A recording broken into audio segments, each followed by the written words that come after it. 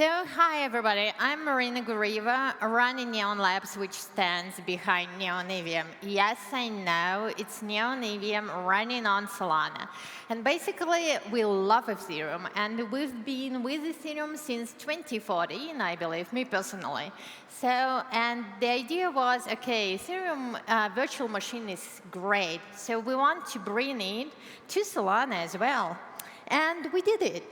Neon EVM is a smart contract EVM running natively on Solana that enables a very easy way for Ethereum dApps to come to Solana natively without any code changes or optimizations. And basically, the numbers that we have, because we are on Solana, and you all know the Solana, we have a throughput of 2,000 TPS, and we have the cost of transactions, which is very, very low indeed. So you can see the numbers here. But it's worth a trying, and it's worth doing this, as you can understand from what we have as the result.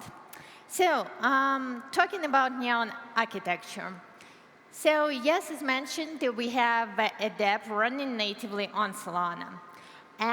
But still, we want Ethereum dApps to come and deploy using standard tooling, not anything like fancy. And we want Ethereum users to come and start using MetaMask, not anything else. And we did exactly that. So basically, any dApp can come deploy, and then any user can come and open MetaMask and start using Aave on Neon, for example.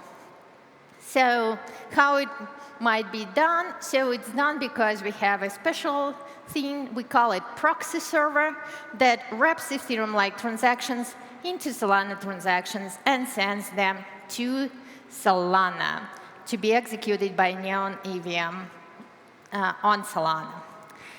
So you have to understand that Solana differs greatly from Ethereum. And the most crucial thing is that on Solana, the programs are separated from data. Yes, you know this, but just in case you forgot. And this let us do a lot of different things natively on Solana.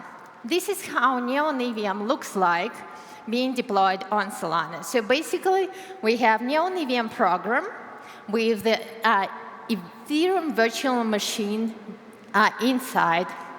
And we do have a special set of accounts where all the contracts are deployed. So basically, when Aave comes, or Curve comes, or any other Ethereum dApp comes, so it's set on a special Solana accounts with all the data put inside.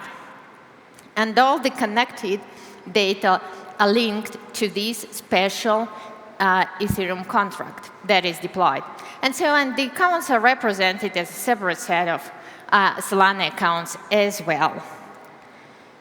In terms of transactions, as you might know, Solana can execute in parallel. And this is huge, because the throughput that we have because of this factor, or due to these factors. But then Solana needs to know and understand which accounts are involved into the execution of a particular transaction.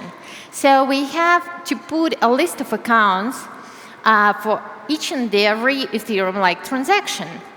And this is the structure of Solana transaction, and this is the place where we put all the information. And also, we put all the Ethereum relevant information inside Solana transactions. Basically, what we are doing, we are actually wrapping Ethereum-like transactions into Solana transactions for them to be executed correctly as Solana transactions. In terms of where the transaction goes once a user pushes the button, the Ethereum-like transaction goes to Neon RPC endpoints, and this is the proxy server thing, basically. And then the proxy wraps up the transaction and sends Solana transaction to Solana RPC endpoints. It's important to understand that the proxy has to put into the Solana transaction a list of accounts, Solana accounts involved into the execution, as mentioned. So it emulates the execution calling the original Neon EVM deployed on Solana. So in order to fetch the list of Solana accounts involved, basically Neon contracts, as you might remember, and Neon accounts. So and put it into Solana transaction. So then it sends it all to Solana node. How the parallel execution happens? Natively, very easy indeed, because there are tons of Solana transactions coming to Solana RPC endpoints, and basically Solana validators, they treat them as normal Solana transactions. So Neon EVM contract is called, and with the Neon EVM contract, as you might remember, the relevant Ethereum contract is called curve or whatnot, and then the execution happens. But sometimes we have to execute a very long Ethereum transactions. So as you might know, Solana has a limit of instructions per transaction. So, and in Ethereum, the limit is only determined by gas consumption. So in order to wrap up a very long Ethereum transaction into Solana transaction, we have to split it into several transactions and execute them one by one in order to ensure that any Ethereum-like transaction is executed correctly by Neon EVM.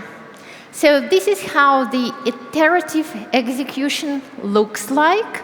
So basically, we're dealing with chunks of Ethereum transactions, and we are sending them to Proxy server, then to EVM, and then we block the accounts involved at the beginning. We do one by one all the executions, and then we write the state of Solana, rewrite, and then unblock the accounts at the end after the latest transaction is done. So, and the crucial question is here how the atomicity is ensured by us.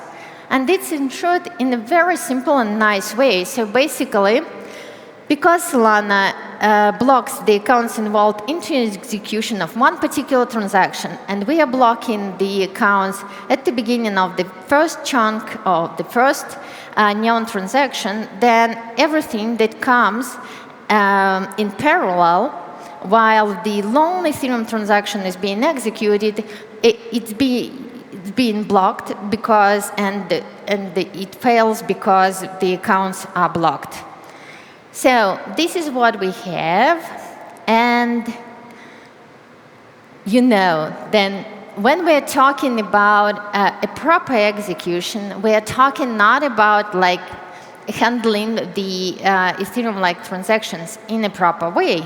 We're talking about having the right infrastructure in place in order to ensure that any dev can come and deploy and use the standard tooling that is available on Ethereum, definitely.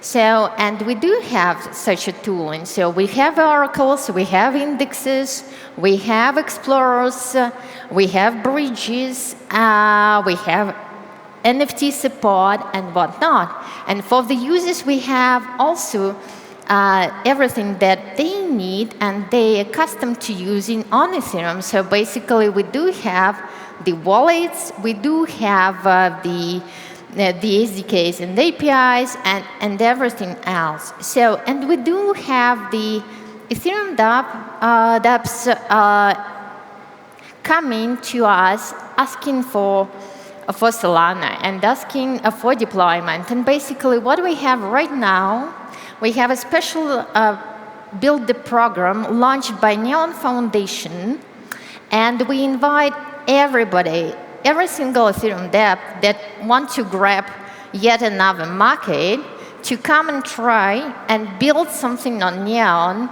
and basically make Solana guys accustomed to using very nice Ethereum applications that we have abound. So that's it. Thank you for your attention.